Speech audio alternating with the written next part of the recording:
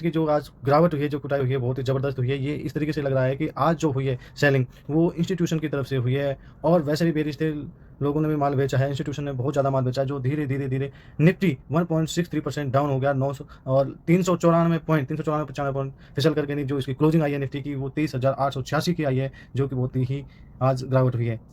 अब बात कर लेते हैं सेंसेक्स की। सेंसेक्स में भी बहुत ही भारी गिरावट के साथ सेंसेक्स 1.72% के लगभग 1342-43 अंक गिर करके नहीं 76,863-64 पे क्लोजिंग आई है, जो कि बहुत ही गिरावट हुई है। आज जो फाइनेंशियली मार्केट की भी गिरावट बहुत ज़बरदस्त हुई है, फाइनेंशियली स्टॉक्स बहुत गिरे हैं आज।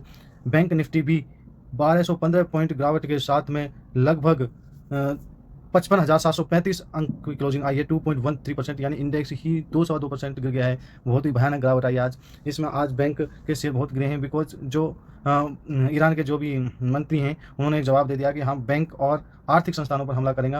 ये इसको लेकर दिया है क्योंकि यूएस के डिफेंस मिनिस्टर ने कहा कि हम युद्ध को जल्दी समाप्त करना चाहते हैं और भारी हमला करेंगे। इसी की वजह से उलटफेर करते हुए ईरान के मंत्री ने कहा कि हम बैंक और इंस्टीट्यूशन के कारण डॉलर से गिर करके नहीं $81 आ गया, लेकिन उन्हीं की तरफ से एक फिर इस बयान को खारिज कर दिया जाता है। फिर से $90 के आसपास क्रूड ऑयल का प्राइस चल रहा है। ये बहुत ही शर्मसार बात है कि एक ही देश के दो मंत्रियों को भी देश में इतने कॉन्फ्लिक्ट है, उनको झूठ बोल रहे हैं। और एक हम ट्रम्प साहब ने एक बयान कर दिया कि रिलायंस इंडस्ट्री यूएस के अंदर $300 बिलियन का इन्वेस्टमेंट कर दिया रिफाइनरी लगा करके, लेकिन ये भी न्यूज़ गलत है। उसमें ये भी लिखा हुआ है कि जब बाद में खबर आई कि 9 फिगर के साथ तो ये लगभग $1 बिलियन के आसपास की अमाउंट आती है, और जबकि $900 बिलियन लगभग 27-28 लाख करोड़ रुपए होते हैं, जो कि रिलायंस इंडस्ट्री का पूरा मार्केट कैप भी नहीं है। तो इस तरीके से झूठ बोलते हैं। और एक बहुत ही आज शर्मसार बात है हमारे लिए, जो एक कार्गो स्टेट ऑफ हार्मोज से गुजरात आ रहा था समुद्री रास्ते से, उस पर हमला कर दिया ईरान की तरफ से शायद, जबकि ईरान का एक जहाज़ हमारे भारत में सुरक्षित है। लेकिन जानकारी विशेषज्ञों के अनुसार ये कहा जा रहा है कि कुछ ईरान के अपराजित तत्वों ने हो सकता है ये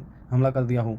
तो इस तरह के आज की ये सारी न्यूज़ को देखते हुए बड़ी चेतावनी है, तेल की बड़ी चेतावनी है, संकट गहराया हुआ है, दुगना होगा तेल का भाव। इसकी वजह से मार्केट में बहुत सेल ऑफ है और सारे पाइप्स, जल जीवन मिशन की वजह से पाइप्स और जल जीवन मिशन से जुड़ी सारी कंपनियों के शेयरों ने आज छलांग लगाई है। दूसरी जो छलांग लगी है वो इलेक्ट्रिक स्टोव वगैरह बनाने वाली कंपनियों, इलेक्ट्रॉनिक आइटम बनाने वाली, जिस डोमेस्टिक आइटम बनाने वाली कंपनियों के शेयरों में भी 15-15, 20-20%, 8-10% का उछाल है। इधर जल जीवन मिशन से जुड़ी कंपनियों में शेयरों में उछाल है। बाकी निफ्टी के 50 शेयरों में से 48 शेयरों में सेल ऑफ यानी बेरिश जोन रहा है, जबकि 8 शेयरों हैं जो लगभग अपना कामकाज ठीक ढंग से करें।